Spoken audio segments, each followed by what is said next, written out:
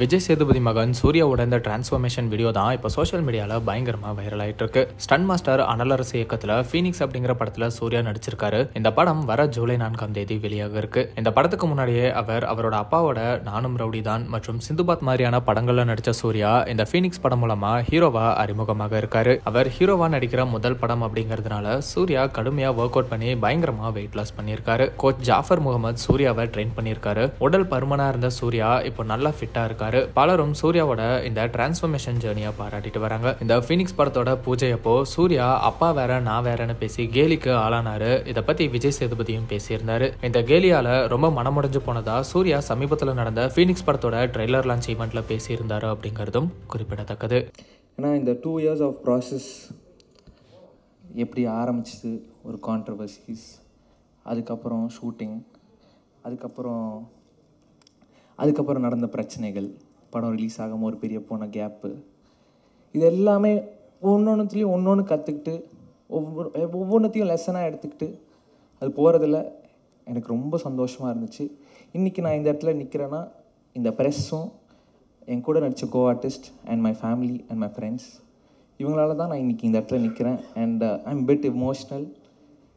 இன்னும் 4 நாளில் படம் ரிலீஸ், 8 நாளில் படம் ரிலீஸு.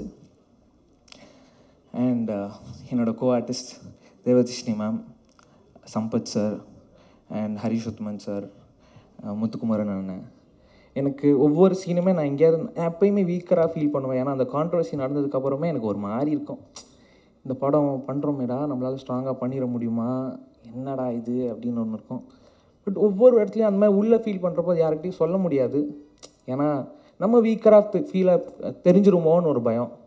ஆனால் அதெல்லாம் அவங்க புரிஞ்சுக்கிட்டு என் கூட ஒவ்வொரு இடத்துலையும் ஒவ்வொரு சீன்லேயும் என் கூட பில்லராக இருந்தவங்க எல்லாருக்குமே ரொம்ப பெரிய நன்றி. முக்கியமாக தேவதர்ஷினி மேம், எனக்கு அவங்க இந்த படத்தில் மட்டும் அம்மா கிடையாது, எனக்கு நிஜம் லைஃப்லையும் ஒரு அம்மா தான். ஐ am very gifted for that. And my producer Rajalakshmi ma'am, அவங்க தான் பணம் போடுறாங்க. இந்த கான்ட்ரவர்சி நடந்தப்போ அவங்களுக்கு ஏதாவது ஒரு ஜட்ஜ்மெண்ட் இருந்திருக்கலாம், ஐயோ என்னடா இவன் எப்படி பேசிட்டான்னு. ஆனால் அதெல்லாம் தாண்டி அந்த மாதிரி எந்த எண்ணமும் இல்லாமல் நான் இருக்கேன் கூட அப்படின்னு ஒன்று சொன்னதில் I am very happy ma'am. And last but not least, என் குரு எனக்கு எல்லாமே சொல்லி கொடுத்தது அனலரசு சார் தான். நான் இப்போ ஒவ்வொருத்தையும் என் காஸ்டியூம்லேருந்து நான் நடிக்கிற ஸ்டைல் வரைக்குமே it's from him. And I'm very thankful and grateful for you sir. மற்றபடி yes I'm happy. July 4 Phoenix வருது, எல்லோரும் தேட்டரில் போய் பார்ப்பீங்கன்னு நம்புகிறேன். அண்ட் உங்கள் கருத்துக்களை சீக்கிரம் சொல்லுங்கள், நான் எதிர்பார்த்து வெயிட் பண்ணுறேன். இந்த லேர்னிங்க்கு ரொம்ப நன்றி. And I'm very happy. Thank you.